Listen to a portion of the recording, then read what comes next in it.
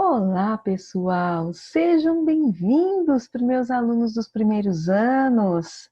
Tudo bem com vocês? Aqui é a professora Gabriela Soares Balesteiro, professora de Sociologia. Estamos mais uma vez em nosso encontro semanal, terceira semana do Plano de Estudos Tutorado. Qual vai ser a temática dessa semana, professora? Nós vamos estudar, analisar as diversidades e as desigualdades na sociedade contemporânea. O nosso conteúdo ele está na página 158 do PET de vocês, do Plano de Estudos Tutorado, tá?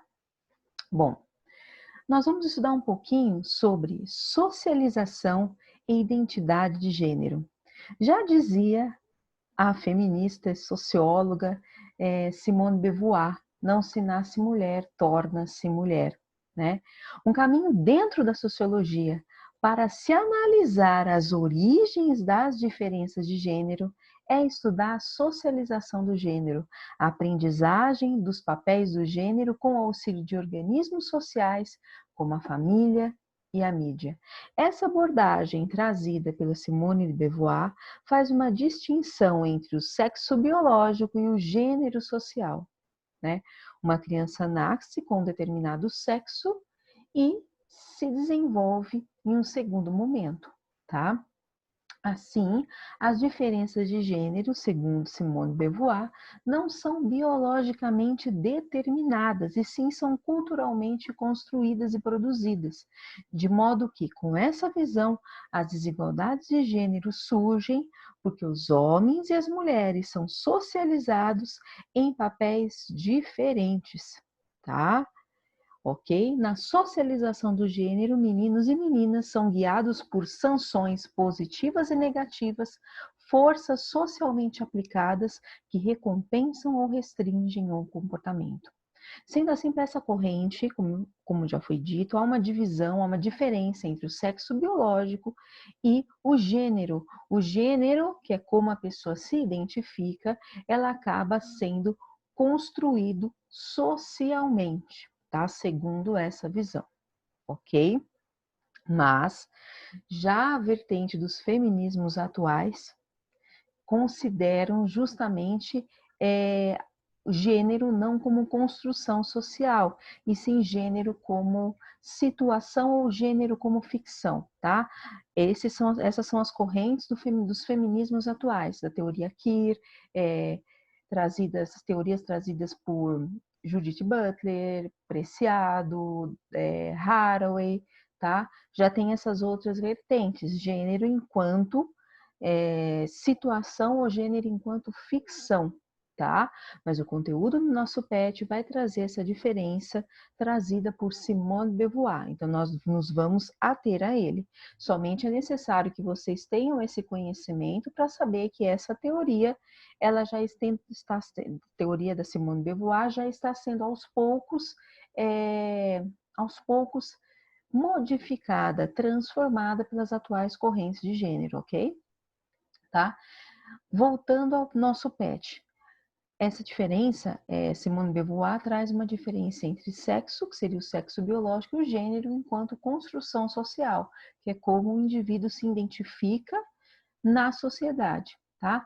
E sendo assim, sendo gênero nessa visão como construção social, nós, vamos dizer assim, somos moldados socialmente e direcionados a termos determinados tipos de comportamento, tá? Ou determinados tipos de restrições são socialmente impostas pelo nosso gênero, tá? Assim, as influências sociais na identidade de gênero fluem por meio de diversos canais. Estudos sobre as interações entre pais e filhos, por exemplo, mostram diferenças distintas no tratamento de meninos e meninas, mesmo quando os pais acreditam que suas reações para ambos sejam iguais. E essa diferença, até mesmo no seio da família, ela lamentavelmente ainda existe, tá? Ocorreu na minha criação, tá? Vou citar um exemplo. Eu e meu irmão temos uma idade muito próxima, a diferença é de 1 ano. Então, nós fizemos autoescola juntos. Na época, o meu pai emprestou o carro, nós tiramos a habilitação praticamente juntos, então eu e meu irmão. Na época, meu pai cedeu o carro para o meu irmão. Para mim, meu pai me considerou inapta naquele momento para ele ceder o carro, sendo que eu e meu irmão tínhamos feito autoescolas praticamente ao mesmo tempo, tínhamos sido aprovadas no exame ao mesmo tempo, quase que no mesmo período, dito assim, houve uma diferença de coisa de meses, 5, 6 meses, tá? Mas nós fomos aprovados e fizemos o curso no mesmo período. Mas naquele momento, meu pai cedeu o carro para o meu irmão e para mim não, tá? E criou uma série de situações, tal, mas na verdade nós percebemos que essas molduras estruturais, essas molduras trazidas pelo sexismo e pelo machismo estão presentes, mesmo que os pais acreditem, inclusive no seio familiar, mesmo que os pais acreditem que estejam tendo as mesmas reações para ambos os filhos de gêneros diferentes, tá? Ok? Então, o machismo, quando nós falamos que o machismo ele é estrutural, é porque ele está permeando todas as esferas estruturais, seja o seio doméstico da família, que é a esfera privada, seja o meio público, que é a esfera pública, tá? Agora nós vamos ver algumas questões relacionadas principalmente à esfera pública, tá ok? Desigualdade de gênero, conceitos básicos. O sexo biológico se refere a diferenças físicas e biológicas entre os membros do sexo masculino e do sexo feminino. Gênero, por outro lado, ele é um conceito social. É um termo que se refere aos aspectos culturais e sociais associados ao fato de se pertencer ao sexo masculino e feminino. A manifestação social da identidade de gênero, de acordo com as expectativas culturais e sociais, constitui o papel social do gênero, que se refere à forma como a sociedade espera que uma pessoa se comporte pelo fato de pertencer ao sexo masculino ou feminino, e determina, por exemplo, como homens e mulheres devem se vestir, pensar, falar e interagir, e refletem os valores da sociedade e os valores que são transmitidos de geração em geração. As posturas para o comportamento sexual, portanto, elas acabam não sendo uniformes, e não são uniformes em nenhuma parte do mundo, meus alunos. Falar de relações de gênero é falar das características atribuídas a cada sexo pela sociedade e pelas culturas, tá? A diferença biológica é apenas um ponto de partida para a construção do que é ser homem ou do que é ser mulher. O gênero é uma forma significativa de estratificação social. As desigualdades de gênero ocorrem por quê? Porque homens e mulheres são socializados para papéis diferentes, são orientados nesse processo por sanções positivas e negativas, forças socialmente aplicadas que se recompensam ou limitam o comportamento. Nós, muitas vezes, as mulheres, somos criadas para o quê? Para bem limpar uma casa, não que isso seja um erro, pessoal, não é isso que eu quero dizer, tá? Nós somos criadas para o casamento, para ter filhos, para cuidar bem de uma casa, para ser zelosa. E muitas vezes são esquecidas outras questões, como a valorização da importância das mulheres estudarem, seguirem uma carreira profissional, buscarem uma independência financeira, tá? E também a importância de se entender que se a mulher desejar, ela pode ter ambas as questões, ela pode seguir ambas as vertentes. Ela pode, se desejar, ter um lar, uma família, filhos, se casar, e também ter uma profissão que deseja, uma carreira que almeja. Um não exclui o outro, né? É necessário que as mulheres tenham a liberdade de optar, né? E que nós não sejamos moldadas a seguir determinados tipos de comportamento, tá? Muitas vezes já a criminalidade que é então existente, a violência, né? Muitas vezes ela é gerada pela proliferação desses determinados comportamentos que são violentos e machistas, tá? Nós mulheres temos uma certa dificuldade em andarmos livremente pelas ruas. Sim, né? De repente, sair ao ar livre para fazer um exercício físico acaba gerando consequências catastróficas, né? Essa semana nós presenciamos um caso, que foi um caso muito difícil, de uma adolescente, de uma estudante, na verdade, de veterinária, que estava realizando a sua caminhada matinal em uma praia, né? Estava realizando a sua caminhada matinal e foi encontrada morta. Quer dizer, não se sabe ainda se foi latrocínio ou se houve alguma violência sexual, tá? Ou seja, nós mulheres somos constantemente alvo de violência. E essa violência que é gerada não somente pela violência, pela propagação do machismo, que é estrutural, acaba nos inibindo e moldando muitas vezes nossos comportamentos, né? E é necessário, portanto, que nós reflitamos a esse respeito. Sobre essa problemática, não é cabível a existência do machismo em nossa sociedade. Isso tem que ser aos poucos derrubado, tá? Vamos lá, vamos falar um pouco sobre as mudanças sociais na vida das mulheres. Evidentemente, esse texto está na página 160 do plano de estudos tutorado de vocês. Evidentemente, a presença de uma fala feminina em locais que lhes eram até então proibidos ou pouco familiares é uma inovação do século XIX, tá? Que muda o mundo moderno. Contudo, ainda existem muitas esferas em que a desigualdade ela é grande, tá? As mulheres elas vivem diversos episódios e sofrem com isso, episódios como de assédio sexual ao longo de suas vidas, tá? Cerca de 60% das mulheres, foi feita uma pesquisa da União Europeia, sofreram ou denunciaram algum tipo de assédio sexual no local de trabalho, tá? No Brasil, de acordo com o Instituto de Pesquisa Econômica Aplicada, o IPEA, 67% dos casos de violência contra as mulheres são cometidos por parentes próximos ou conhecidos das famílias das vítimas, tá? Mulheres em mercado de trabalho. De acordo com o censo de 2010, as mulheres são atualmente 58% dos universitários do Brasil. Entretanto, elas representam apenas 2% dos presidentes das 250 maiores empresas brasileiras, segundo um levantamento de 2013 da consultoria Bain Company, tá? Segundo pesquisa realizada pela FGV de Direito de São Paulo, tá? Baseada em dados das empresas, 48% das empresas ainda não possuem nenhuma mulher no conselho de administração, tá?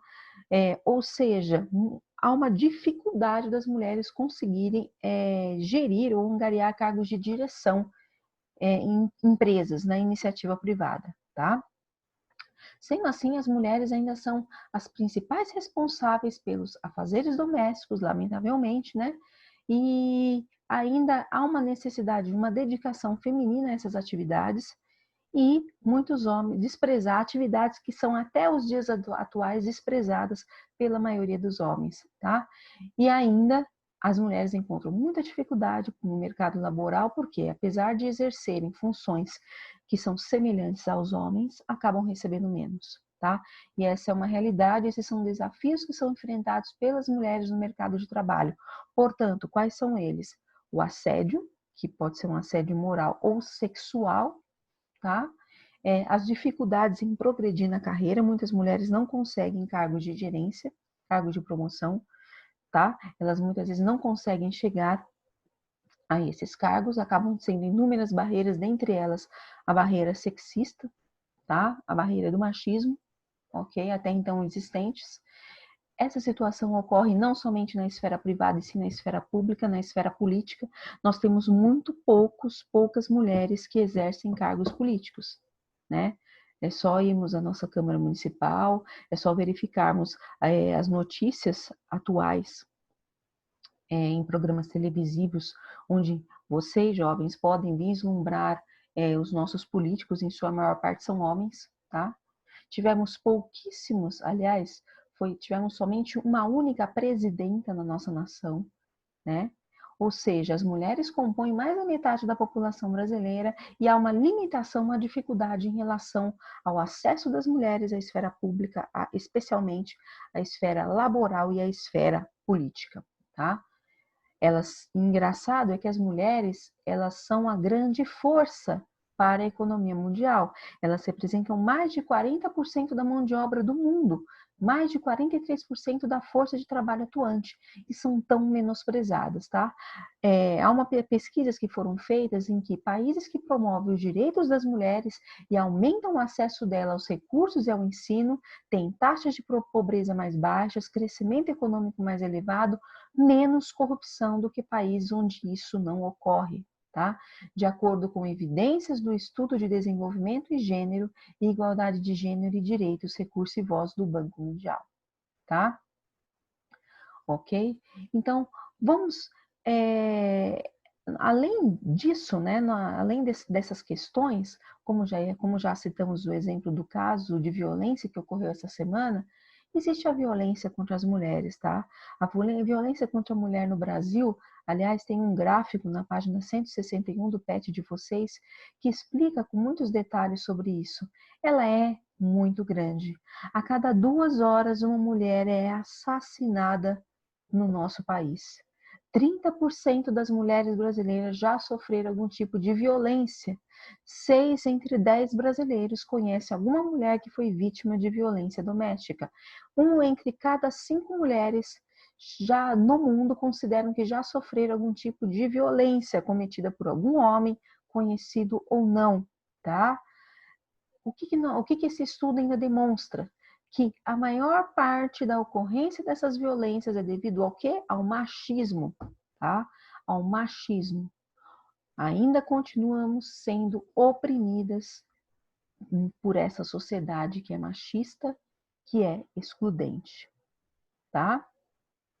Então é necessário que políticas públicas, políticas de segurança para as mulheres, ações afirmativas, é necessário também que nós falemos a respeito, tá? Só o fato de eu estar aqui conversando com vocês, nós estarmos estabelecendo esse diálogo, vocês estarem realizando as atividades do plano de estudo estruturado de vocês com dedicação, já mostra o quanto que é necessário e é importante o debate. Nós já estamos começando a fazer a nossa parte. Ou seja, nós já estamos discutindo, nós já estamos falando a respeito, nós já estamos escrevendo a respeito, dando voz a essa situação, tá ok? Então é necessário que mudanças nesse contexto. Outra questão que está intimamente atrelada, sim, pessoal, está atrelada aos direitos das minorias sexuais, porque nós mulheres somos também minorias sexuais, assim como gays, lésbicas, bissexuais, transexuais, transgêneros, tá? Nós mulheres também pertencemos, somos consideradas minorias sexuais. Por quê? Porque sofremos preconceito, exclusão e violência ao longo da história, tá? Sendo assim, nós somos considerados minorias sexuais em termos de violação de direitos, em termos de respeito, desrespeito, em termos de precárias condições de acesso, tá? A homofobia, portanto, ela é um termo, ela é uma situação que existe, é um termo utilizado para designar uma espécie de medo irracional diante da homossexualidade ou da pessoa homossexual, colocando este em posição de inferioridade e utilizando-se muitas vezes para isso a violência física ou verbal. Lamentavelmente, o nosso país é um país que possui uma ampla violência sexual, não só contra mulheres, tá? E sim também contra as minorias sexuais, lésbicas, gays, bissexuais, transexuais, transgêneros, tá? Nós somos o país que mais mata LGBTs, tá? Nós somos um país homofóbico, sim, ou seja, nós temos aversão a qualquer orientação, a qualquer indivíduo que possua orientação sexual distinta e colocamos, sim, esses indivíduos em posição de inferioridade. Lamentavelmente, isso ainda é muito comum em nosso país, tanto é que recentemente, a apostila de vocês não trata sobre isso, mas recentemente o Supremo Tribunal Federal equiparou. O que equiparou? Considerou igual o crime de racismo, o crime de homofobia ao crime de racismo, ao crime de homofobia e transfobia, tá?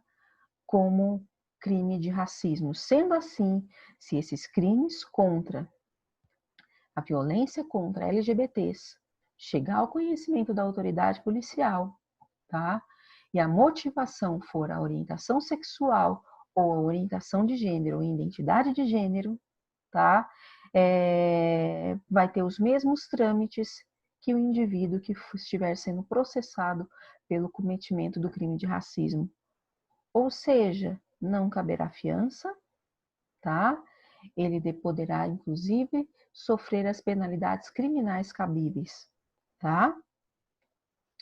Sendo assim, nós temos que entender que é necessário o reconhecimento legal, o reconhecimento constitucional, o reconhecimento enquanto indivíduos portadores de direitos, portadores de dignidade, as minorias sexuais também, tá? Ok? Bom, muito excelente a atividade trabalhada essa semana. O tema dessa semana é excelente, né? Falamos sobre a violência contra as mulheres, falamos sobre o machismo que ainda está permeando a nossa sociedade e também falamos sobre o respeito às minorias sexuais, tá? Homofobia e transfobia. Ok? Muito interessante. E essas atividades também trazem algumas questões que vocês deverão analisar, tá? A primeira é: quais as principais mudanças na vida social das mulheres na modernidade? O que eu ressalto? As mulheres, elas foram criadas para estar na esfera privada, no lar, tá? E realmente a busca pela esfera pública, ela foi pelas mulheres, ela foi e é alvo de constante luta diária, tá? E essa busca, inclusive, gera vamos dizer assim, esse ingresso das mulheres na esfera pública, ela gera um desconforto no masculino, tá? E sendo assim, muitas vezes ocorrem as violências, tá ok, pessoal? Essas e outras questões vocês podem trabalhar como fundamentação para a resposta dessa primeira questão. Segunda questão: cite formas de reprodução das desigualdades de gênero. A educação, tá?